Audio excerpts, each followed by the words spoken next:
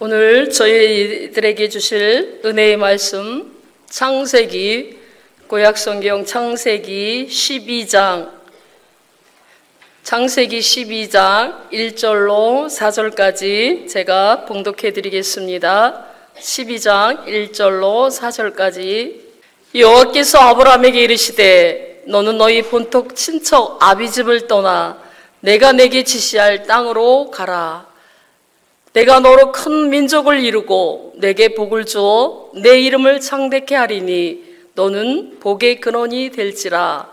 너를 축복하는 자에게는 내가 복을 내리고 너를 저주하는 자에게는 내가 저주하리니 땅의 모든 족속이 너를 인하여 복을 얻을 것이니라 하신지라.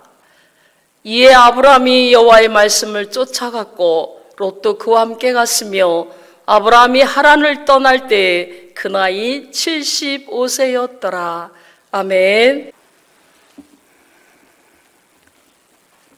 기도하시겠습니다.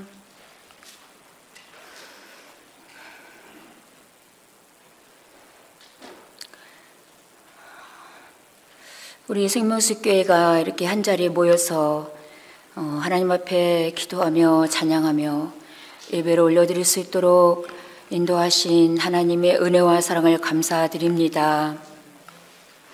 우리 생명수교회와 타지키스탄 교회가 함께 귀한 또 선교를 감당케 하시고 하나님 이 진리의 말씀 생명의 복음을 증거하고 돌아올 수 있도록 인도하여 주심을 감사드립니다. 하나님께서 그곳에 귀한 이 진리의 말씀을 생명의 말씀을 씨로 뿌리게 하셨사오매 열매를 거두게 주님 인도하여 주시고 하나님께서 분명코 저들이 말씀을 받았사오매 받은 말씀을 이루어가는 삶을 통하여 하나님 진리의 길로 날마다 성장하며 나아갈 수 있도록 성령님 인도하여 주시옵소서. 오늘도 주님 앞에 모든 시종을 맡기고 의지합니다. 하나님 가장 연약하고 가장 어리석고 가장 보잘것없는 부족한 자가 주님 이 자리에 섰습니다. 성령 하나님께서 입술을 주관하여 주시고 마음을 주관하여 주셔서 성령 안에서 무익한 말 하지 않게 도와주시고 성령을 따라서만 이 시간에도 은혜를 나눌 수 있는 귀한 시간 될 수 있도록 성령님 인도하여 주시옵소서. 주님 앞에 모든 것을 맡기고 의지하오며 예수님의 이름으로 기도드렸습니다. 아멘. 무슬림 나라라는 국가에 생전 어디에 있는지도 모르고 태어나서 처음으로 저 먼 곳에 다녀왔습니다.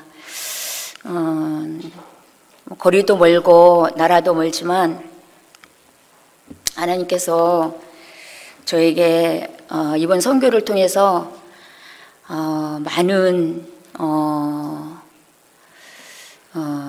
놀라움과 또 정말 그들이 신앙생활을 하는 모습을 보면서 많은 도전을 받고 왔습니다. 무슬림 국가임에도 불구하고 기독교가 2%도 채 안 된다고 하는데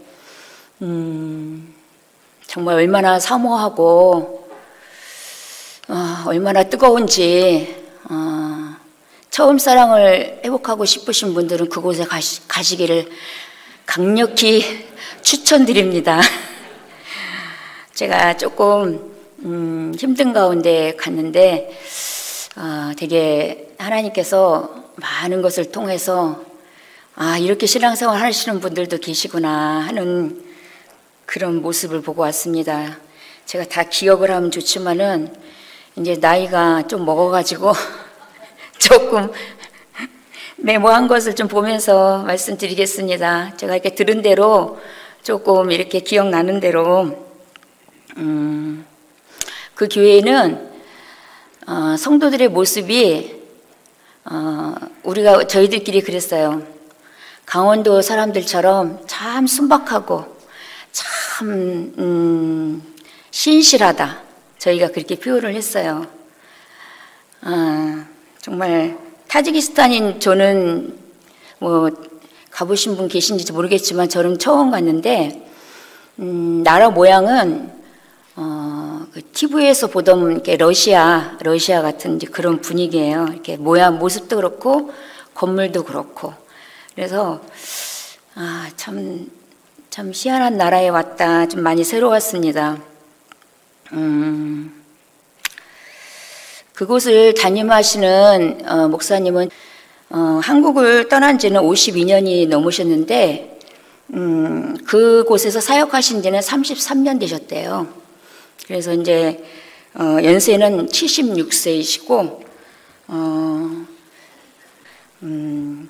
우리 이제 선교팀이 올 줄을 몰랐대요. 왜냐하면 평상시에 그 이용단 원장님을 참 너무 많이 존경하고 또 그렇게 따르시고 그렇게 아신 지도 한 30년 되셨나 봐요. 그런데 그 이용단 원장님께 말씀을 드렸대요. 말씀 좀 잘 가리키는 분 좀 소개해달라고, 말씀 좀 잘 가리키는 목사님 좀 소개해달라고 그렇게 말씀하셨대요.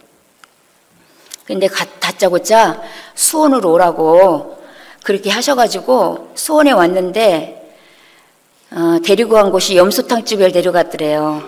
그래서 이제 염소탕집에 가서 밥을 먹는데 이렇게 오실 줄 몰랐대요. 그냥 말씀은 나누었지만 너무 지금 추운 곳이고 날씨가 추워서 따뜻해지면 오시려나 그랬는데 이렇게 갑자기 오신 거래요. 그래서 너무 놀랐지만 그 교회의 올해 목표가 비전을 이뤄가는 교회, 그래가지고 하나님 나라를 위해서 영적인 삶을 사는 그러한 제목으로 기도하는 삶, 제자가 되는 삶, 또 복음을 전하는 삶, 이 목표로 올해 세웠대요.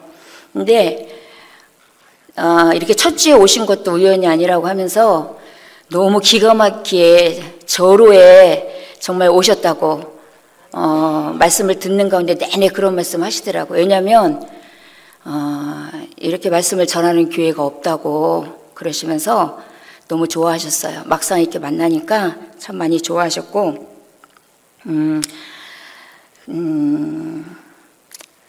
그래서 그 자기네가 비전을 이뤄가는 그런 교회로 목표를 삼았는데 그 목표가 올해는 말씀이 첫 주에 뿌려지니까 이 목표가 이루어지겠다고 그러시면서 되게 기뻐하셨어요. 그래서 첫 주부터 이제 이렇게 말씀 세미나를 하니까 되게 기뻐하셨고 그곳에 모인 분들은 목사님 주로 사역자 분들이 모이셨어요. 한 목사님, 전도사님, 또 교회 사역자들이신데 교사, 전도사님 뭐 이런 분들이 이렇게 모이셔서 한 40-50명 이렇게 이제 모여서 이제 세미나를 월요일부터 이제 이렇게 하게 되었어요. 저희가 도착한 거는 토요일 날 도착했는데 집회는 월요일부터 거기는 예배가 평일 주중에도 하루에 3번이래요. 그러니까 기도의 시간이 2번 있고 또 말씀 공부하는 시간이 있고 주중에도 그렇게 항상 모이는 교회예요. 근데 이제 주일 같은 경우는 한 300명이 모이는데 일부 예배는 주일학교 예배가 있고 2부는 이란어 이제 2가지 언어를 쓰는데 이란어하고 러시아어, 이란어 예배가 있고 3부 예배는 러시아어 예배가 있대요. 근데 이제 이 목사님은 한국에서 가신 외국인 목사님이기 때문에 강단에 설 수가 없대요. 그래서 강단에 서시는 분은 현지 목사님, 이제 러시아어 하시고 그런 현지 목사님이 부목사님으로 이렇게 세워 계시고 목사님이라고 하시는데 주일날 예배를 이렇게 인도하시더라고요. 목사님은 예배가 마치고 나면 사역자들, 거의 신학교도 지금 이렇게 운영하고 계셔서 신학생들하고 사역자들한테 성경 공부를 가르치신대요. 예배 끝나고 나면. 이제 뭐 늦게 6시, 7시까지 이제 이렇게 하루 종일 예배를 드리는 교회예요. 그리고 나서 성경 공부가 끝나면 7시인가 저녁 예배가 또 있대요. 저녁 예배 끝나고 그러면 이제 집으로들 가는 거야. 주중에도 하루에 3번씩 예배드리고 주일날도 그렇게 예배드리고, 어떻게 생각하면 우리 옛날에 그 신앙생활 할 때 그렇게 했던 그런 모습이 그 교회에 이렇게 살아있더라고요. 그래서 입이 좀 쩍 벌어지게 예배도 정말 많다. 일주일에 예배가 어마어마한 거죠. 그럼 또 예배 드리기 전에 주일날 저희가 이제 이렇게 가야 되나 좀 망설였어요. 왜냐하면 그 전에 많은 어려움이 있었다. 그 교회가 어려움이 있었기 때문에 저희들은 외국인이기 때문에 좀 망설여서 실시간으로 저희들끼리 예배를 드리려고 이렇게 말씀을 드렸더니, 현지 교회 왔는데 자기네 교회 와서 예배를 드려야지 어떻게 예배를 안 드리시냐고 그러면서 오시라고. 그래서 이제 저희가 가서 예배를 드리게 되었어요. 근데 우리 교회는 이제 이렇게 1시간 동안 몸 찬양하는 게 얼마 안 됐잖아요. 근데 거기도 1시간 동안 몸 찬양을 해요. 1시간 동안 몸 찬양을 하는데 자리가 이제 꽉 찼어요. 근데 아주 연세 많이 드신 분들, 정말 막 90세 이상 이렇게 되신 분들도 꽤 많으신데, 일어나서 그거를 따라 하느라고 그 율동이 우리는 이렇게 찬양도 하고 뭐 율동도 섞어서 하잖아요. 거긴 처음부터 끝까지 다 율동이에요. 앞에 이제 우리가 기도 모임방에 좀 올려 보내드렸죠. 이제 아시는 찬양도 많이 있고. 근데 그래서 이렇게 찬양 들어보니까 저희들이 아는 찬양도 꽤 있더라고요. 그래서 따라 하겠는데, 이게 생활화가 안 됐으니까 가서 하는데 이게 몸 따로 손 따로. 근데 정말 찬양을 예쁘게 앞에서 하는 그 여자 청년들이 너무너무 잘하는데, 따라 하시는 분들이 정말 기가 막혀요. 나이 드신 그 할머니, 그런 할아버지들이 그걸 안 놓치려고 그냥 얼마나 열심히 하는지 저희가 깜짝 놀랐어요. 그게 그 하나님 앞에 그냥 찬양을 올려드리는 거가 삶이 아니라 온 몸을 다하여서 찬양을 올려드리는데, 너무너무 정말 감사하기도 하고, 너무너무 정말 어떻게 이런 교회가 있나. 근데 목사님께서 그러시더라고요. 기도 안 하고 또 예배 참석 안 하고 그러면은 사역자로 안 세우신대요. 그 목사님이. 필수래, 필수. 기도 1시간 이상 해야 되고, 또 성경 말씀이 준비돼야 되고, 그래야 그 무슬림 국가 이런 나라에서 복음을 전할 수 있는 그런 아주 완전히 스파르타 그런 식으로 뭐 특공대 이런 수준으로 훈련을 시키는 교회예요. 그러니까 정말 어마어마하게 좀 빡세게 훈련을 많이 시키고 계시더라고요. 그래서 주일날 이제 저희가 그렇게 예배를 드리고 첫 번에 가서 그렇게 예배를 드렸어요. 그래서 거기는 이제 뭐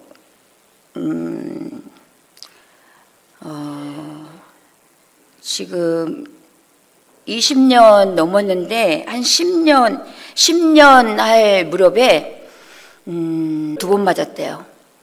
이제 무슬림 국가다 보니까 그것을 반대하는 교회가 이제 딱 이렇게 돼가지고 딱 찍혀서 맞아가지고 10명이 죽고 또 10명이 다쳤대요. 그렇게 2번의 큰 그 사건을 이렇게 교회가 당한 거예요. 그러면서 일부 이렇게 나간 사람도 있고, 또 일부는 지금 이제 여기 교회 성도들이 그렇게 모였는데 많이 나가기도 했대요. 근데 어린 주일학교 때부터 양육을 잘해서 얘네들을 사역자를 키워야 되겠다. 그 목사님이 그런 생각이 있으시기 때문에 그 어린 주일학교부터 우리 교회처럼 이렇게 성장해서 작년까지 이렇게 성장해서 하는 그 사역자들이 그 교회는 많아요. 그래서 그렇게 이제 훈련을 시키시고 그렇게 해오신 것 같아요. 근데 그렇게 이제 10년을 하다가 또 이제 다른 교회로 옮겼는데, 그 교회 건물이 학교 건물이었대요. 근데 이제 그 지역 시장도 그 교회가 들어가는 거에 대해서 이제 사인도 했고 정식으로 돈도 주고 그 교회 건물을 구입을 했는데, 이제 전쟁이 있었는데 전쟁이 끝나고 편해지니까 도시로 이제 사람들이 막 이제 거기가 좀 이제 도시예요. 두산배라는 그런 도시인데 그곳으로 이제 모여드니까 애들이 갈 학교가 없는 거예요. 그러니까 학교를 새로 이렇게 시에서 지어야 되는데 옛날에 학교였던 그 교회니까 그 건물을 달라고 그랬대요. 그래가지고 이제 재판이 붙은 거예요. 그래서 이제 지방 법원이 승소하고 항소심에도 승소하고 이제 재판장이 너희는 더 이상 재판할 것이 없다. 이거는 국고다, 나라 거다. 그래가지고 그거를 교회를 억지로 뺏었대요.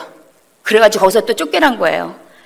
한 푼도 못 건지고 쫓겨나서 지금 이제 거기서 얼마 떨어지지 않은 교회, 이제 이렇게 주상복합처럼 아주 옛날에 지은 그런 건물인데 1층을 사놓은 게 있었대요, 목사님이. 그래서 거기다가 1층이 위에는 아파트고 1층이 이제 쫙 있는데 거기가 다 이제 교회로 그쪽으로 옮긴 거예요. 그래서 거기 교회 예배당도 있고 식당도 있고 뭐 지하에 또 기도실도 있고 이제 이렇게 만들어서 저희 가니까 그 교회가 이제 그렇게 교회로 이제 만들어진 거예요. 그래가지고 재판한 이제 7년 동안 치열하게 재판을 했는데 재판 끝에 교회를 빼앗기고 지금 건물로 그때도 또 성도들이 많이 나갔대요. 근데 이제 또 거의 뭐 이제 젊은 청년들 뭐 어린 주일학교 이런 아이들이 주로 95% 그 정도 남았는데 주로 이제 그런 아이들 청년들이 이제 그렇게 남았는데 그 아이들은 나가질 않는데요.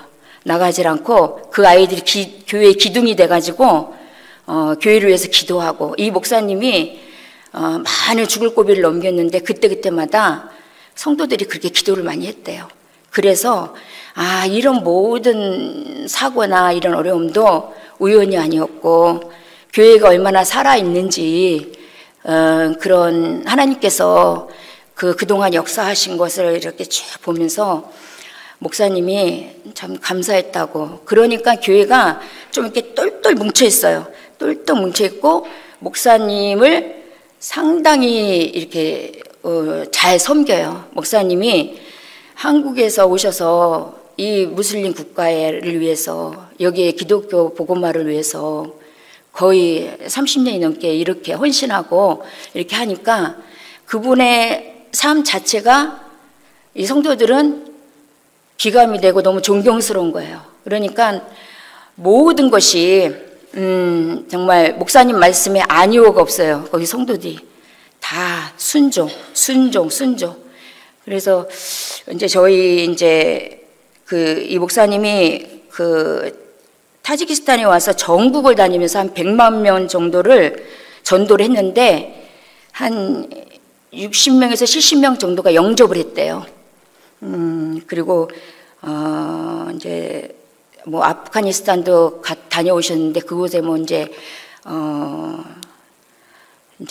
또 어려움이 있어서 나오시고 뭐 주로 이제 뭐 중앙아시아, 뭐 우즈베키스탄 뭐 이런 지역 한 40군데를 다니시면서 복음을 전하셨다고 그러더라고요. 그러니까 한국을 떠나서 아마 그렇게 사역하신 것 같아요. 그래서 이제 이용란 원장님하고는 이제 30년 지기 이렇게 안면이 있는 분인데, 안면이 있는데, 지난번에 이제 한 번도 오시라 해도 안 오셨대요. 그곳에. 근데 맞았을 때 그곳에 오셨대요. 오셔가지고, 오신 날부터 울기 시작하셔가지고 한국에 도착하셔까지 우셨대요. 이용란 원장님이.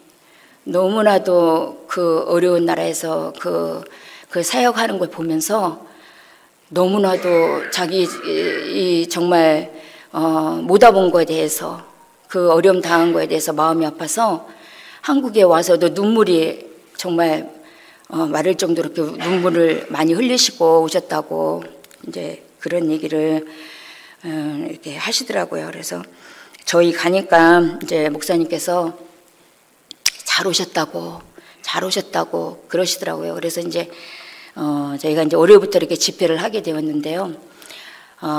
이제 이게 통역하시는 분이 정말 좋은 분을 만났어요. 그 교회에 이제 주일학교 부장 선생님이신데 영어도 하고 한국말도 하고 러시아 말도 하고 또 이란어도 하고 4개국어를 하신대요. 근데 한국어를 얼마나 잘하는지 남편이 한국 분이세요. 그리고 한국에서 하신 목사님. 그래가지고 이제 집에서는 러시아로 하세요, 한국말로 하세요 그랬더니 한국말로 해요 그러더라고요. 그럴 정도로 한국말이 너무 능통하셔가지고 또 성경도 너무 잘하시고, 그래서 우리 목사님하고 우리 윤항진 목사님 말씀 전하실 때 막힘이 없이 성경도 목사님이 이렇게 하다가 어디 있지 그러면 그분이 찾아요.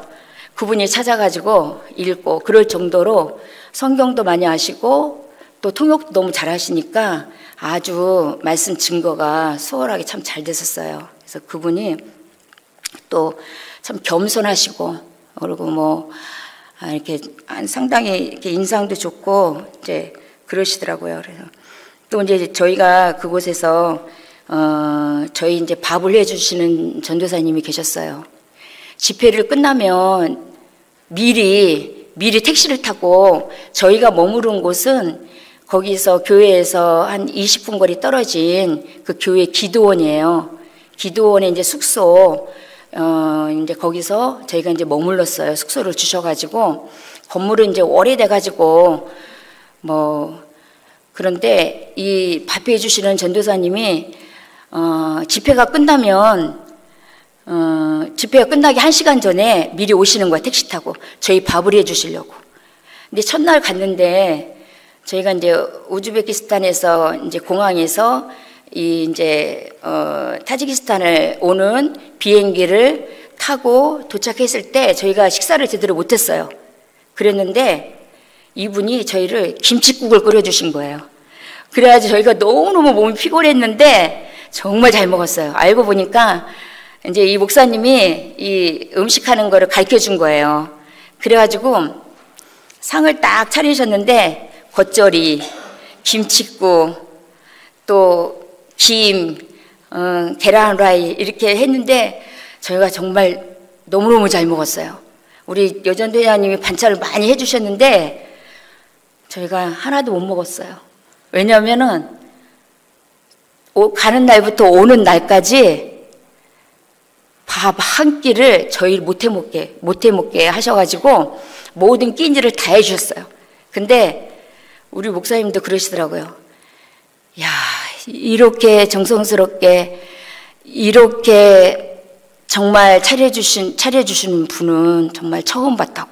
저희가요 끼니마다 얼마나 잘 먹었고 저희가 올 때 막 살이 쪄가지고 막 다들 그냥 기름이 얼굴에 그냥 번들번들하고 막 살이 막 이렇게 쪄가지고요 너무너무 대접을 잘 받았어요. 정말 누가 이렇게 대접을 정말 해주냐는, 저도 누가 이렇게 오셔도 그렇게 못하는데 정말 대접을 잘 받았어요. 근데 저희가 이제 이렇게 교회에 가는 날 아침에나 이런 데는 조금 시간이 바쁘잖아요. 그러면 저희가 여기서 이제 밥도 해가지고 가고 누룽지도 해가지고 가고 그랬으니까 저희들끼리 이제 해줘서 먹고 가도 되잖아요. 그래갖고 저희들끼리 이제 부탁을 드려서 간곡하게 저희들끼리 이렇게 밥을 좀 해 먹고 가도 된다고 그랬더니 그 목사님께서 그러시는 거예요. 저 전도사님이 그러면 내가 해드리는 음식이 맛이 없어서 그런가 보다 하시고 실족하신대요. 그래가지고 안 먹을 수가 없는 거예요. 가면은 1시간 동안 기다렸다가 이제 밥을 먹는데 한 끼도 소홀하게 하지를 않으셔요. 정말 얼마나 매 끼니마다 정성스럽게 이렇게 상을 차려주시는지 한국 음식도 되게 잘하세요. 뭐 고추장찌개도 하시고 뭐 못하시는 음식이 없을 정도로 저희가 정말 대접을 잘 받았어요.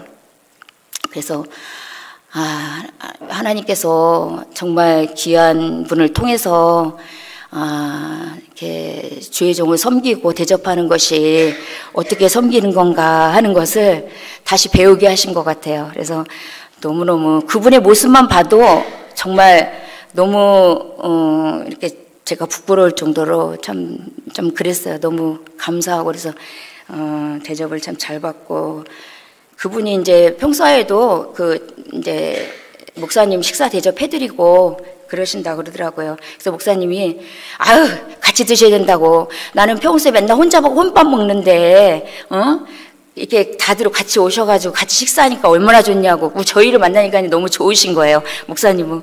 그러니까 한 끼도 저희가 해먹지를 못했어요. 그래서 하여간 너무너무 대접을 잘 받고 또 목사님 저희가 이제 머물렀던 곳이 기도원인데 거기는 되게 열악해요. 수시로 전기가 나가요. 그리고 수시로 물이 안 나와요. 조금 있다 보면 전기가 나가. 조금 뭐 하다 보면은 물도 안 나와. 그래서 저는 여기서는 거의 매일 이렇게 씻고 뭐 설거지할 때 물도 막 이렇게 하고 그랬는데 물이 쫄쫄쫄쫄 나오고 잘 안 나오니까요. 샤워도 며칠 만에 한 번 하고 머리도 한 이틀, 3일에 한 번씩 감고 이랬어요. 근데 또 그렇게 하니까 적응이 되더라고요. 그래서, 이렇게 살기 마련인데 너무 이렇게 편안하고 호화롭게 사니까 귀한 거를 몰랐는데 엄청 추웠어요. 근데 저희가 찜질백을 가지고 왔는데 전기가 나가니까 또 킬 수가 없는 거예요. 히터도 못 켜고. 그래서 하여간 조금 어려움은 있었지만 우리 간 일행들이 어떤 호텔보다도 더 편하고 마음이 안식을 얻고 쉼을 얻었다고 그렇게 저희가 정말 감사했어요. 정말 다 침대도 또 우리 목사님 침대는 이렇게 자다가 침대가 하나가 또 팍 꺼지는 거예요. 그래가지고 목사님이 반은 이불 깔아놓고 반 이쪽에서만 주무셨어요. 그럴 정도로 뭐 많이 열악하죠. 그런데 나라 자체가 뭐 너무 열악하니까 이 국민 사는 수준이 네팔보다도 더 못하다 그러더라고요. 그러니까 엄청 열악한데 하여간 그렇게 월요일부터 이제 집회가 이렇게 시작돼서 이제 우리 목사님께서 육신과 몸에 대해서 말씀하시고 또 어린 양의 생명을 받는 거 또 이제 3일은 이제 그렇게 말씀을 하시다가 이틀을 남겨두시고 요한계시록을 해야 되겠다고 그렇게 말씀을 하시더라고요. 그래서 이제 양주 목사님한테 이제 의논을 하시는 거예요. 그랬더니 양주 목사님이 이제 또 깜짝 놀래죠. 이틀 만에 이제 계시록을 다 끝내야 되니까. 그러면 또 얼마나 스파르타 식으로 제가 네팔에서 한번 봤는데 숨도 못 쉴 정도로 막 쫙 나가니까 듣는 성도들도 숨 막히고 하시는 분도 숨 막히고. 근데 순종하시더라고요. 그래서 이틀 만에 이제 우리 목사님과 우리 윤양진 목사님이 이제 요한계시록을 다 마치셨어요. 다 마치셨는데 이따가 이제 뭐 간증을 또 이제 성교 보고 시간이 좀 있으니까 좀 생략하고요. 제가 거기서 이렇게 간증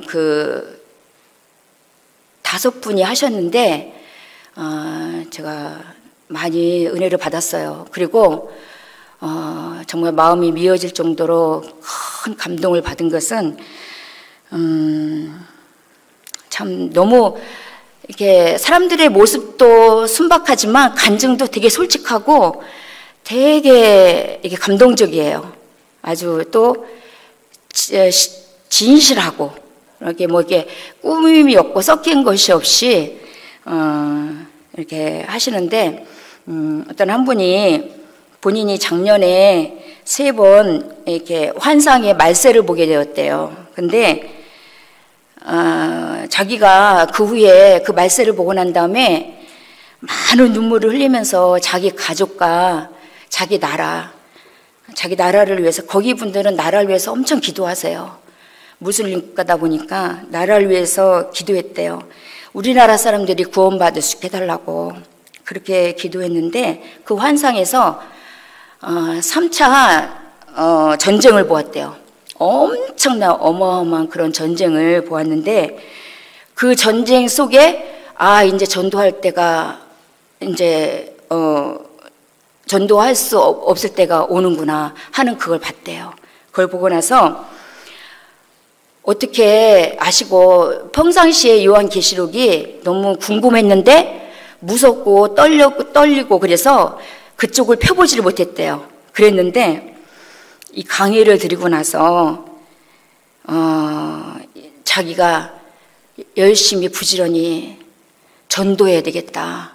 예수님을 정말 예수 믿으라고 증거하고 다녀야 되겠다. 그런 것을 확 받으신 거예요. 그러면서 자기가 이 계시록의 말씀을 들으면서 정말 행복하기도 했지만, 한쪽 마음에는 나는 이 말씀을 잘 들어서 꼭 많은 사람들에게 전해야 되겠다, 그런 마음이 왔대요. 그리고 그동안 자기가 무슨 얘기를 하면은 사람들이 이렇게 모함하고 자꾸 얘기를 하니까 많이 눌려 있었는데, 이제는 환경을 내가 보지 않고 정말 그 사람들이 자기를 공격한다 할지라도 고난이 유익이라고 하셨으니까 자기가 열심히 나라를 위해서 또 가족을 위해서 전도하는 삶을 살겠다고, 복음을 계시록의 말씀 전하겠다고 그렇게 하시는 분이 계셨어요. 그래서 들으면서 이분을 위해서 요한계시록이 증거됐나 보다 하는 그런 마음이 이렇게 제가 왔습니다. 또 한 분은 이제 크리스마스에 대해서 이제 이렇게 들은 그 간증을 하셨어요. 평상시에 러시아에 있었는데 그 크리스마스 때 되면은 막 목사님들이 막 복 받으라, 뭐 큰 교회에 가든지 어디 가든지 막 그렇게 휘황찬란하게 그런 거를 보면서 평상시 자기 마음에 그 답답한 게 있었대요. 그런데 자기가 딱 집회에 와서 딱 앉았는데 목사님께서 크리스마스에 대해서 말씀하셨대요. 근데 그걸 듣는 순간 이거는 진리가 아니구나. 그거를 확 받으신 거예요. 그래가지고 이분이 또 7교회를 통해서 내가 얼마나 세상을 사랑하고 내 속에 얼마나 우상이 있고 내가 얼마나 죄가 많은지를 보았다는 거예요. 그래서 7교회가 다 본인이 속해 있다고 그러면서 너무너무 감사하다고 그렇게 간증하신 분도, 그리고 자기가 이제는 자기를 보게 하셨으니까 회개하고 이제 돌이키는 삶을 살겠다고, 그렇게 기도하겠다고 그런 이제 고백을 하시더라고요. 그래서 남자분이신데 되게 감사했고요. 그리고 또 한 분은 불못에 대해서 말씀을 들을 때 너무너무 겁이 났대요. 그러면 믿지 않는 자기 가족들은 불못에 가는데, 내가 전하지 않으면은 불못에 가는데 하는 마음이 와서 너무너무 두렵고 무서웠대요.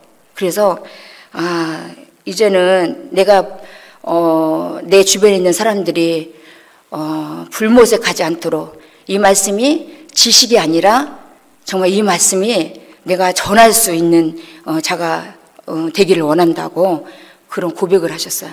한 번 들었는데 불못에 대해서 확 받으신 거예요. 그래서 제가 너무너무 감사했고요. 이제 이따 간증 오늘 틀어줄지 모르겠지만, 그 부목사님 딸이 있었어요. 딸이 있는데, 너무너무 귀엽고 너무너무 예쁜 간증을 했어요. 뭐냐면, 처음에 인사를 하는 거예요. 저희들한테. 이렇게 물도 없고 전기도 없고 이렇게 어려운 나라에 한국에서 귀한 목사님, 선교사님들 오셔서 너무너무 감사하다고 인사를 하는 거예요. 쬐끄만 게. 그러면서 자기는 성경 읽기를 너무너무 싫어했대요. 성경 읽으면 졸리기도 하고 성경 보는 거 너무너무 싫었는데 그냥 이렇게 눈으로 뭐 핸드폰으로 이렇게 보면은 괜찮은데 성경을 이렇게 읽으려고 그러면 이제 그게 싫었대요. 이게 이제 성경 보는 게 힘들었죠. 그런데 이번 세미나를 통해서 자기는 성경책이 가장 좋은 책이 되었대요. 그러면서 자기가 여지껏 좋은 것을 잃어버리고 살았대요. 그리고 그런 간증을 하더라고요. 그러면서 구약에는 재밌는 것도 많이 있고 또 신약에는 무서운 것도 많이 있는데 자기는 금년에 계획을 세웠대요. 구약, 신약 다 읽겠다고. 그러면서 자기가 왜 그런 결심을 했냐면 이게 육신의 양식이 아니라 영의 양식인 것을 깨달았대요. 그러면서 자기는 너무 배고프다고, 성경을 많이 안 봤으니까 자기는 너무 배고프대요. 그걸 어떻게 경험했냐면 밥을 먹으면 힘이 나잖아요. 그런데 자기가 영적으로는 배고픈 자라고. 그러면서 또 말씀을 많이 자기가 먹어야 영적인 싸움에도 이길 수 있고 또 자기 주변에 많은 친구들이 있는데 그 친구들에게 자기가 이 들은 말씀을 전할 수 있기를 원한다고. 그리고 또 엊그저께 한국에 나왔어요. 그 이제 목사님하고 한국에 선교를 나왔는데 한국에 선교 나가서 한국의 교회에 신앙생활 하는 거 보면서 많이 배우고 싶고 도전도 받고 싶고 그리고 우리나라를 위해서 꼭 기도하겠대요. 우리나라가 지금 이제 이렇게 어려우니까 한국을 위해서 자기가 나가며 꼭 기도하겠다고 그러는 거예요. 그러면서 자기는 이 선교 나가는 것이 자기 생활에는 자기 삶에 너무 큰 축복이고 너무 큰 은혜라고 그러면서 막 기뻐하는 거예요. 그래서 가면은 많이 배우고 이제 그렇게 오겠다고 이렇게 그러면서 보석과 같은 말씀을 주셔서 목사님한테 인사를 하는 거야. 너무 감사하다고 그러는 거예요. 그래서 정말 잘 들었구나. 확실히 똑똑하니까 표현도 잘하고 그래서 훌륭한 선교사가 될 수 있을 것 같아요. 그래서 부목사님 보고 딸 잘 키웠다고 이제 저희가 막 그래서 인사를 했어요. 그랬더니 좋아하시더라고요. 그렇게 이제 제가 이제는 이제 이렇게 선교 이렇게 가면은 다 기억을 하는 게 있고 들으면 기억을 하는 게 있고 어떤 거는 기억을 못 해가지고 이렇게 막 좋은 게 있어도 교회 와서 이렇게 조금 말씀을 못 드리는 게 참 많이 있었어요 그동안. 근데 제가 그렇게 들을 때마다 조금씩 메모하고 조금 은혜가 되는 거는 조금 이렇게 했어요. 그랬더니 오늘 제가 조금 이렇게 말씀을 드렸습니다. 제가 제 간증을 해야 되겠죠. 제가 넘어진 간증이지만 그냥 부끄럽지만 하겠습니다. 지난번 태국에 갔을 때 근데 이 타지키스탄 선교가 일정이 이렇게 잡히면서 제가 그때 이제 저희 친정 엄마가 집에 와 계셨으니까 엄마가 계시기도 하고 또 이제 이제 이렇게 치료가 되면 또 이제 엄마 모시고 또 이제 이렇게 바람도 쐬드리고 이제 그렇게 하려고 그랬었어요, 계획이. 그런데 갑자기 선교가 이제 이렇게 되면서 기도했어요. 하나님, 저의 형편은 이러이러한데 주님 선교로 가야 됩니까? 하고 이렇게 기도를 했습니다. 했더니 오늘 이 본문의 말씀 너는 본토 친척 아비 집을 떠나라 이 말씀을 주시더라고요. 그래서 알겠습니다 하고 이제 이렇게 선교를 떠나게 됐습니다. 근데 제가 이제 이곳에 있을 때 가기 전에 엄마하고 조금 한 2번의 이제 좀 이렇게 전쟁이 있었어요. 무슨 전쟁이냐면 저는 이렇게 자라면서 그 엄마한테 받은 서름이 많아요. 어떤 서름이 있냐면 항상 너는 집안일을 해야 돼. 항상 너는 엄마가 집을 나가면 아빠랑 오빠들을 책임져야 돼. 이런 게 저한테는 자라면서 항상 저의 숙제였었어요. 그리고 잘해도 혼나고 못해도 혼나고, 제가 항상 그런 무슨 어떤 대상이었어요, 엄마한테는. 그렇기 때문에 제가 자라면서 나는 내가 어른이 되고 내가 정말 여유가 생기면은 나는 언제든지 집을 나갈 거야. 제가 그렇게 중고등학교를 보냈어요. 그랬는데 이제 남편을 만나서 이제 일찍 결혼을 하면서 정말 몇 년을 엄마를 안 봤어요. 왜냐하면 제가 이제 이렇게 믿는 집으로 시집도 왔지만 엄마는 이제 우상을 섬기는 분위기니까 제가 거리도 두고 싶고 가기도 싫고, 그러니까 몇 년을 친정을 안 갔어요. 그러니까 얼마나 독한지 엄마가 찾아오신 거예요. 그래가지고 이제 엄마하고 다시 이렇게 인연이 돼가지고, 엄마지만 그 할 말이 없는 엄마지만 대화가 전혀 안 되는 엄마, 그런 엄마로 이렇게 살았어요. 그랬는데 저희가 와서 생활하는 거 보면 너무 마음이 아프시니까 이제 필요한 것을 이렇게 해주시고 그리고 또 가시고, 이제 그렇게 좀 연결고리가 되었다가 제가 이제 외선비동 교회에 있을 그 무렵쯤에 너무나도 어려운 가운데 이렇게 생활이 어렵다 보니까 또 제가 친정에 갈 수가 없는 거예요. 제가 예수 믿는 사람으로서 이렇게 본이 안 되고, 그러니까 제가 제 발로 이렇게 가지지가 않는 거예요. 그래서 또 몇 년을 또 공백을 또 가졌었어요. 그러니까 저는 엄마지만 저의 사는 거를 잘 모르는 엄마, 또 저도 엄마한테 뭔가 내 속에 깊은 것을 말할 수 없는 엄마, 그런 엄마였어요. 근데 몇 년 전부터 어느 날 제가 이제 401호, 우리 베델 홈타운 401호 살 때 엄마가 어느 날 아침에 전화가 오셨어요. 딸아, 그러면서 아침에 일찍 전화가 오셨어요. 엄마가 너를 그렇게 구박한지 나는 몰랐는데 이모가 나에게 와서 얘기를 해주더라. 언니 죽기 전에 큰딸한테 잘못했다고 말해야 돼. 용서를 빌어야 돼. 그렇게 말을 했다는 거예요. 그래서 제가 깜짝 놀랐죠.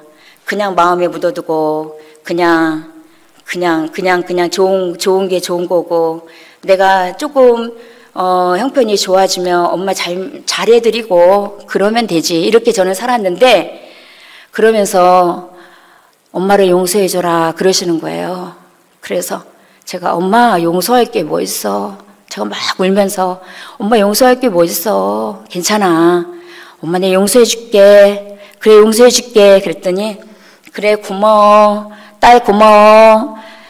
근데 엄마가 할 말이 있어. 그러면서 사랑한다 그러는 거예요. 그때부터 엄마하고 저하고 조금씩 대화가 되기 시작을 했어요.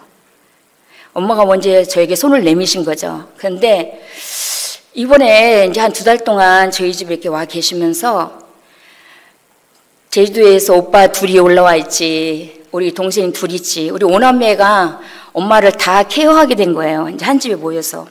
그런데 엄마가 좀 성격이 유별나고 조금 이렇게 본인 위주로 이렇게 바라는 분이라 자식들이 엄청 힘들어요. 그런데 우리 오빠들은 아니오가 없어요.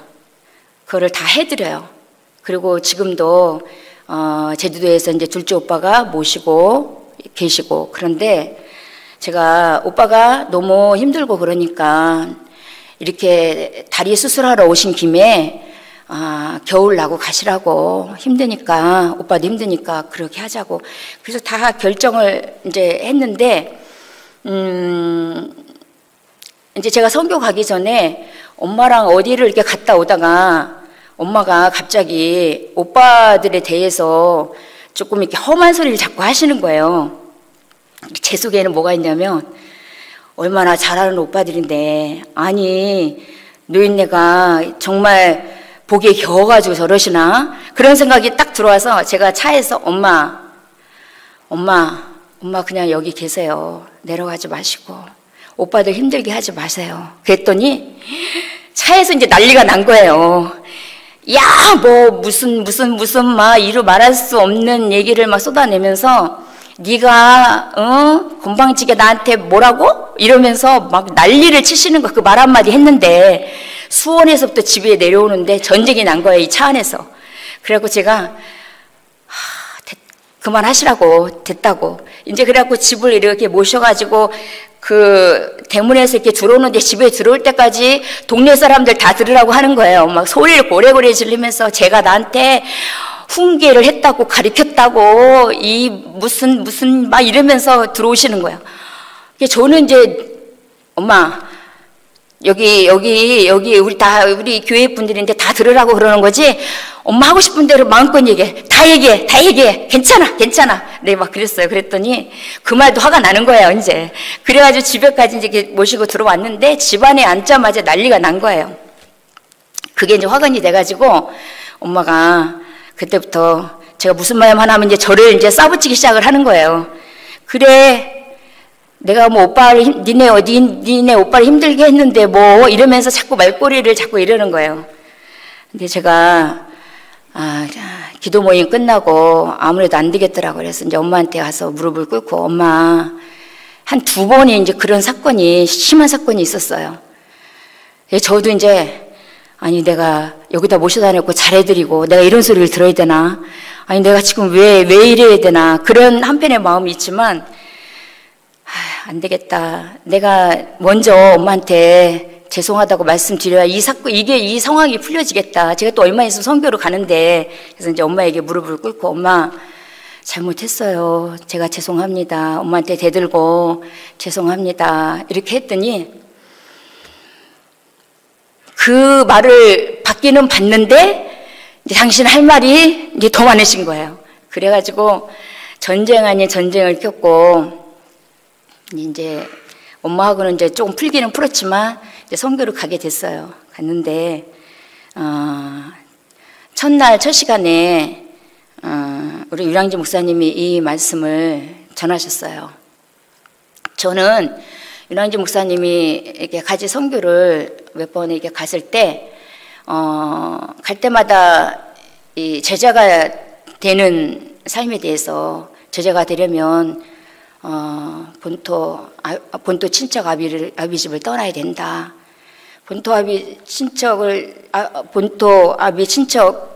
친척 아비집을 떠나지 않으면 세상을 떠난 게 아니다. 세상을 떠나야 자기를 부인하고 십자가의 삶을 살 수 있다. 이 말씀을 많이 이렇게 전하셨어요. 그런데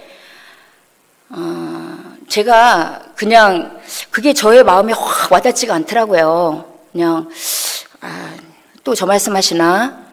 또 저 말씀인가? 이제 그렇게 들었어요. 그런데 그날 첫날 이제 거기가 너무너무 이제 그 교회가 사모하고 정말 제자가 되길 원하고 선교사가 되길 원하고 사역자가 되기를 원하는 교회니까 이 말씀을 이제 처음에 이렇게 하셨는데 제가 말씀이 저에게 확 들려오는 거예요. 아브라함의 신앙의 여정이 우리도 그 삶을 살아가는 우리도 그 여정 속에 있잖아요. 아브라함이 창세기 11장에서 이제 아비 데라가 하란에서 죽음을 통해서 이제 창세기 12장에 오늘 본문 말씀처럼 본토 친척 아비집을 떠나 내가 네게 지시할 땅으로 가라, 이렇게 말씀을 해주셨잖아요. 그렇지만 아브라함이 애굽으로 이 말씀을 받았지만 애굽으로 내려가서 애굽에 가서 먹고 사는 것 때문에 그런 어떠한 자기 육신의 그런 삶 때문에 아내를 누이라 거짓말 시키면서 아브라함이 그 넘어지는 사건이 넘어짐의 사건이 왔잖아요. 그 사건을 통해서 아브라함은 그 넘어짐이 내가 먹고 사는 것 때문에 넘어졌구나 하고 많이 아마 한탄을 했을 거예요. 그런데 이제 창세기 13장에서 이제 롯과 그 분쟁이 있잖아요. 롯의 하인과 아브라함의 하인이 목초지를 두고 싸움이 일어나는데 아브라함이 너가 우하면 나는 좌하겠다. 너가 먼저 좋은 목초지를 골라라. 이렇게 했을 때 그 아브라함은 그 넘어진 그 사건을 통해서 13장에서 그 롯을 떠나보낼 수 있었던 거예요. 자기가 좋은 곳을 차지할 수도 있고 좋은 곳을 얻을 수 있었지만 그 조카 롯에게 아낌없이 줄 수 있었던 거예요. 그 넘어짐이 없었다면 우리도 마찬가지로 저도 그 넘어짐이 없었다면 저도 저 자신이 안 보이는 게 너무너무 많이 있을 거예요. 그런데 아브라함도 그 사건을 통해서 롯을 떠나보내고 또 창세기 14장에서는 롯이 잡혀갔다는 소식을 듣고 아브라함이 318명의 군사를 거느리고 롯을 구하러 가잖아요. 거기에서 아브라함이 얻은 것은 떡과 포도주예요. 떡과 포도주를 얻고 창세기 14장 22절에 보면 이런 고백을 하죠. 천지의 주제시오 지극히 높으신 하나님 하나님 여호와께 내가 손을 들어 맹세하노니 이런 고백을 창세기 14장에서 아브라함이 합니다. 이것은 이제 유랑진 목사님이 말씀 있게 증거하신 거예요. 근데 제가 이 말씀을 받으면서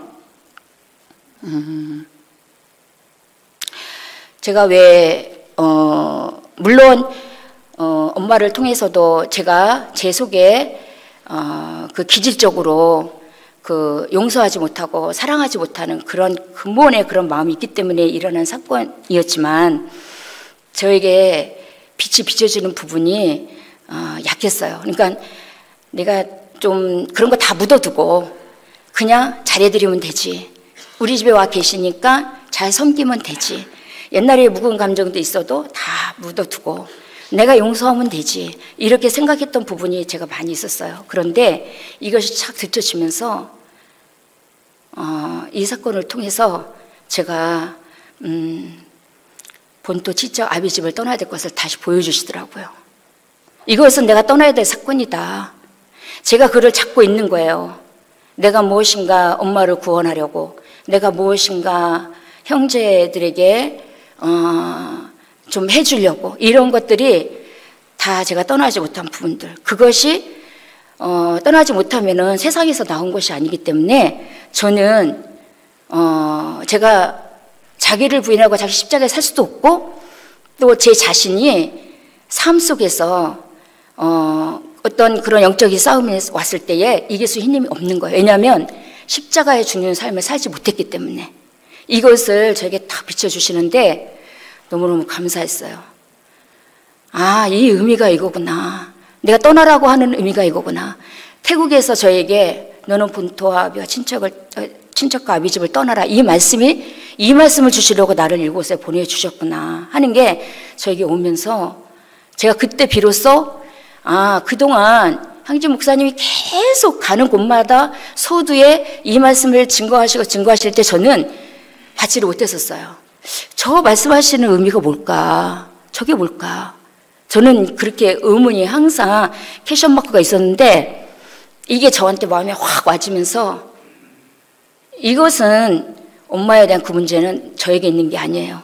저는 어떻게 하든지 간에 떠나야 되는 거야.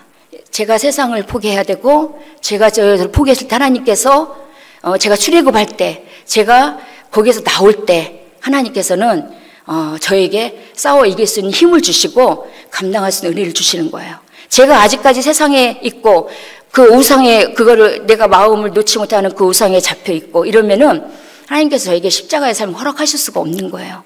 근데 출애굽하는 것이 얼마나 중요한 것인가를 제가 비로소 거기서 기도했어요. 하나님, 저의 힘으로는 출애굽할 수가 없습니다. 저의 힘으로는 엄마를 놓을 수가 없습니다. 그렇지만 주님, 저에게 말씀을 주셨으니 제가 이제는 이 부분에 출애굽하기 위해서 제가 이 우상을 포기하고 버리기 위해서 기도할 수 있길 원합니다. 그렇게 제가 기도를 했어요. 그랬더니 한 가지 또 어떤 사건이 있었는데 그거는 말씀을 드려야 될지 잘 모르겠지만 여기 소매는 30분만 하라고 그러셨는데 제가 시간이 지금 얼마나 됐는지 잘 모르겠네요. 근데 제가 이제 우즈베키스탄에 딱 도착을 했을 때요. 어떤 사건이 있었냐면 여기에서 짐을 가져갈 때는 23kg 가방을 3개 가져갈 수 있었어요. 그런데 우즈베키스탄에서 타지키스탄 두산베를 가려면 짐이 줄어서 20kg 가방이 3개만 돼야 되는 거예요. 그러니까 이 가져간 짐이 갑자기 공중에 떠버리게 되는 거예요. 그런데 제가 이제 가기 전에 이제 우리 이 목사님한테 여러 번 물어봤거든요. 가방 어느 정도, 몇 킬로, 몇 개. 왜냐하면 여기서부터 그렇게 준비를 해야 되니까. 그런데 할 수 있을 만큼 해. 그랬거든요. 그래서 저는 한 개라도 더 뭘 갖다 주고 싶기도 하고 또 저희 부식 가방도 있고 하니까 조금 오버되게 약간 짐을 준비해서 갔어요. 갔는데 문제가 이제 그 우즈베키스탄 공항에서 이제 타지키스탄 공항에 비행기를 타는데 이제 거기서 문제가 되니까 짐을 어떻게 할 수가 없어서 저희가 이제 묵었던 호텔에다가 저희가 할 수 없이 짐을 놓고 떠나게 됐어요. 그러니까 물론 이제 그 키로수에 맞춰서는 이제 거기서 이제 비행기를 타고 조금 넘었지만 이제 타고 가게 되었어요. 가게 되었는데 첫날 이제 저희가 돌아가면서 이제 선교지 가면 목사님께서 1시간씩은 이제 같이 간 선교팀 일원에게 말씀을 전하든지 간증을 하든지 그렇게 시간을 주시거든요. 근데 이제 첫날 첫 간증 시간에 이제 우리 이 목사님을 이제 목사님이 지명하셨어요. 그래가지고 이제 이 목사님이 간증을 하는데 갑자기 그 간증을 하는 거예요. 그 간증을 하시면서 우리 아내는 얼마나 고집이 센지 모른다고 그러는 거예요. 그런데 제가 속으로 하고 싶은 말이 너무 많은 거예요. 아니 내가 고집이 센 게 아니라 분명히 본인한테 여러 번 물어봤고 본인한테 분명히 확답을 받았는데 아니 왜 아내를 저렇게 고집이 세다고 저렇게 많은 사람들 앞에서 저렇게 말을 해야 될까 하는 그런 이제 생각이 있었어요. 근데 그 다음 날은 이제 제가 간증하는 시간이 되었어요. 그래서 제가 속으로 이걸 갚아줘야지 하고 이제 제가 이 간증을 하려고 마음의 준비를 다 했어요. 그랬더니 목사님이 옆에 와서 이제 이렇게 앉으시더라고요. 그래서 목사님, 근데 무슨 간증해요? 그랬더니 가만히 갑자기 쳐다보시더니 누구니 주의 이름 부르면 구원을 받는 간증해. 그 말씀을 전해 그러시는 거예요. 그래서 제가 속으로 난 하고 싶은 게 있는데 나는 공격을 받았으니까 나도 공격을 해야 되는데 그런데 이거 뭐지? 그래서 제가 네 그랬어요. 그랬고 이제 제 간증이 끝나고 와서 이렇게 저희 이제 앉은 테이블에 이렇게 앉았어요. 앉았는데 전 다른 간증 하고 싶었는데 그랬더니 옆에 있는 분들이 무슨 간증? 뭐? 이제 막 그러더라고요. 그래서 제가 이제 이 본토 친척 아비집을 떠나니 간증하고 또 다른 간증이 있어서 이제 그것을 하려고 했어요. 그런데 못했다고 이제 그랬더니 십자가에 죽지 못해서 하나님이 허락하시지 않은 것 같아요. 이제 그랬더니 목사님이 십자가가 안 보여. 십자가에 죽는 게 보이지 않아. 저한테 그러시는 거예요. 그러니까 제가 한 대 맞았는데, 남편한테 한 대 맞았는데 또 목사님한테 또 한 대를 이제 받으니까 제가 이제는 이 마음이 탁 낙심이 되는 거예요. 아니, 때리는 뭐다 말리는 시어머니가 또 그렇다고 제 마음에 괜히 마음이 이렇게 좀 속상하면서, 아니 목사님은 상황도 모르시고 저렇게 말씀을 하시나, 십자가에 죽어야 될 사람은 누군데, 이제 제가 그렇게 속에서 막 올라오는 거예요. 그런데 제가 부인한 건 아니고 꾹꾹 누르고 이제 숙소에 왔어요. 숙소에 왔는데 제 마음에 이제 그 엄마에 대한 이제 그 사건이 이제 이렇게 거기서도 계속 여운이 있었어요. 그런데 둘째 날인가 아침에 딱 이렇게 눈을 뜨게 된 게 꿈에 엄마가 보따리를 싸가지고 막 어디론가 가시는 거예요. 그거는 제가 이제 어렸을 때 본 꿈인데, 그래서 제가 깜빡 깨가지고 이제 이렇게 일어났어요. 그랬는데 뭔가 좀 석연치 않아서 제가 카톡을 이렇게 열어봤어요. 그랬더니 둘째 오빠한테 장문의 편지가 하나 딱 와 있는 거예요. 내용인즉 너가 겨울나고 가라 그래서 겨울나고 가려고 했는데 이서방이 너무 나를 불편해하는 것 같다. 얼굴도 이렇게 웃지 않고 이렇게 다니는 거 보니까 마음이 너무너무 불편하다. 엄마는 그냥 간다고, 너무너무 고마웠다, 고생했다 이러면서 장문의 편지가 너하고 그동안 있었던 거 엄마를 이제 용서해라, 엄마도 잘못했다, 이제는 우리 서로 웃으면서 우리 행복하게 살자, 뭐 그런 내용이에요. 그게 쫙 와 있는데 제가 눈물이 확 쏟아지는 거예요. 왜냐하면 그 전날 첫 시간에 향주 목사님을 통해서 제가 이 메시지를 받을 때 이번에 가면 내가 정말 엄마한테 무릎을 꿇고 엄마하고의 그 지난 날 동안 있었던, 제가 이 정말 60이 먹도록 그 엄마 품에서 산 날은 별로 없지만 그 살았던 모든 것들을 다 털어놓고 토해놓고 정말 진정한 엄마하고의 그러한 제가 용서를 빌면서, 잘했든지 잘못했든지 자식 입장에서는 부모에게 대항할 거 없잖아요. 근데 그거를 다 털어버리고 다 해야 되겠다. 제가 그 전날 그 교회에서 떠나올 때 그런 기도를 하고 왔어요. 근데 아침에 딱 새벽에 그 문자를 보는데 마음에 뭐가 탁 덜컹 떨어지는 거예요. 그러면서 이건 뭐지? 왜 하나님이 허락하시지 않았을까? 왜 갔을까? 그런 게 막 너무 괴로운 거예요. 괴로운데 희한하게도 당장 엄마가 요 앞에 있으면 엄마를 꽉 껴놔주고, 엄마 얼굴에 제가 얼굴 한번 비벼서 대본 적이 없거든요. 엄마를 안고 하염없이 울고 싶은 마음이 여기서 막 올라오는 거예요. 그러면서 내가 용서할 게 뭐가 있겠어? 하나님께서 주신 마음이라면 엄마를 부둥켜 안고 하루 종일 울어야 되겠다. 제가 그런 마음이 있었거든요. 그런데 그냥 제가 오기도 전에 그냥 짐을 싸서 다 가신 거예요. 그러고 났는데 제가 전날 이 말씀을 받았지만 알죠. 제가 이 부분에서 떠나야 될 것을 알죠. 그런데 마음이 미어지면서 견딜 수가 없는 거예요. 세미나 집회를 가야 되는데 제 발걸음이 떨어지지가 않고 너무 미어지고 아프고 괴롭고, 그래서 제가 이제 교회를 도착해서 전화를 했어요. 엄마, 나야, 엄마 왜 갔어? 엄마 내가 용서를 빌려고 했는데 엄마 왜 갔어? 그랬더니 너가 나 때문에 너무 힘든 것 같아. 그래서 엄마가 떠난 거야. 괜찮아. 그러면서 너만 잘 살면 돼. 너만 잘 살면 엄마는 그것으로 만족해. 딸아 괜찮다. 그러시는데 제가 마음에 너무너무, 우리가 부모 돌아가시면 후회한다 그러잖아요. 그런데 제가 그 엄마한테 정말 잘 못했던 거, 이런 것들 생각이 막 나면서 엄마 나를 용서해줘. 엄마 내가 진짜 엄마한테 무릎 꿇어 갈게. 엄마 나 용서해줘. 내가 마음으로 엄마 너무너무 미워했던 거 용서해줘. 그렇게 이제 전화로 했더니 엄마도 울고 저도 울고 이제 그렇게 해서 제가 이제 이렇게 예배를 참석을 했어요.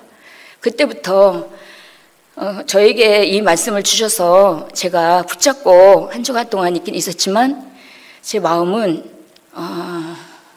한편으로는 홀가분하기도 하고 한편으로는 너무 많은 후회만 남고 그래서 이번 선교를 통해서 하나님은 저에게 미리 그 사건을 통해서 이 말씀을 주시려고 또 이 말씀을 주셔서 이제는 예수님께서 제자들에게 아버지가 죽었어도 죽은 자는 죽은 자들로 장사하게 하라고 너는 나를 쫓으라 말씀하셨고 또 부자 청년에게 모든 것을 버리고 나를 쫓으라고 말씀하셨고 그렇게 예수님의 제자가 되려면 모든 것을 버리고 주님을 쫓아야 주님께서 그들에게 정말 그렇게 십자가를 감당한 자들에게 하나님께서는 그들을 보내시잖아요. 그런 말씀을 저에게 계속 주시면서 이제는 얽매인 것에서 이제는 벗어나고 이제는 너가 하려고 하지 마라. 이제는 너는 그거에서도 떠나서 정말 제가 온전하게 주님의 제자로서 왜냐하면 출애굽하지 못하고 또 자기를 부인하지 못하 십자가의 삶을 살지 못하면 저에겐 가장 딜레마가 그거인지 몰랐어요. 뭐냐면 양육할 수 있는 사람을 안 붙여주신다는 거예요. 복음을 증거할 수 없다는 거예요.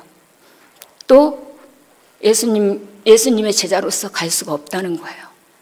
그게 저는 가장 큰 딜레마였었는데 그게 저에게 오면서 하나님 저도 이제는 영적으로 제가 이제는 복음을 전할 수 있는 대상자를 만날 수 있게 해달라고 그렇게 기도를 제가 했습니다. 그렇게 하고 이제 정말 감사했습니다. 하여간 귀한 세미나를 통해서 저에게 주시는 말씀도 제가 저에게 많았고 또 이번 세미나를 통해서는 하나님께서 강권적으로 보내신 그런 하나님의 뜻을 보고 하나님께 감사했고요.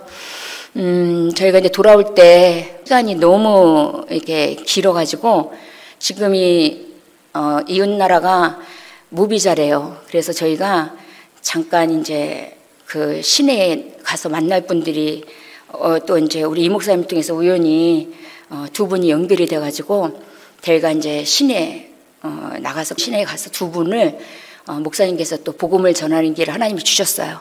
그래서 그분 중에 한 분이 여자 집사님이신데 많은 환란을 겪고 계신 것 같아요. 그런데 제가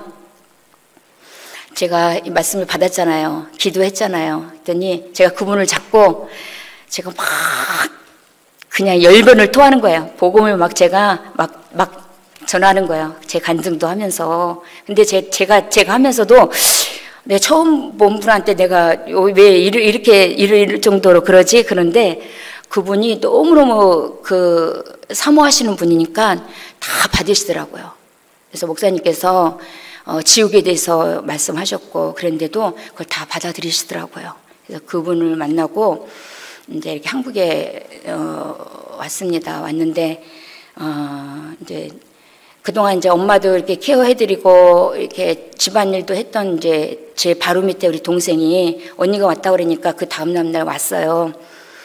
와가지고 이제 엄마 그동안 케어하느라고 허리가 너무 아프다는 거예요. 그래서 이제 제가 데리고 침을 좀 맞으러 가려고 이렇게 가는데 성령께서 갑자기 저에게 목사님께서 거기 이제 우리 한 20년 전부터 알고 있던 우리 양 사장님이라고 있는데 그분이 우리 이제 그 성교 가면은 그때 뭐 기차표도 예매해 주시고 뭐 허드레일도 뭐 그런 일들 다 봐주는 그런 이제 알고 있는 친분이 있는 그 사장님이 계시는데 그분에게 목사님께서 그러셨어요.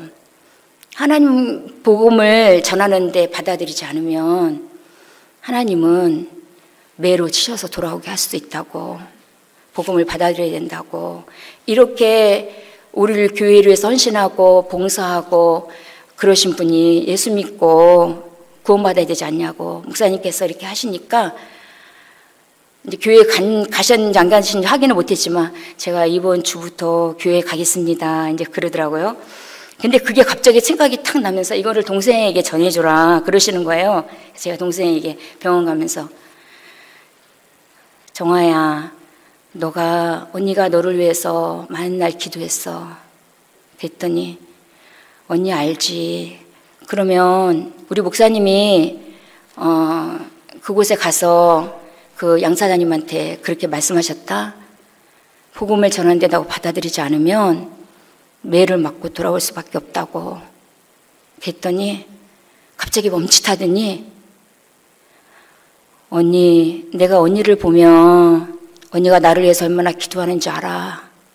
나도 얼마 안 있으면 언니한테 올 건데 나는 그때가 내가 돌아올 때 같아. 그러더라고요. 그러면서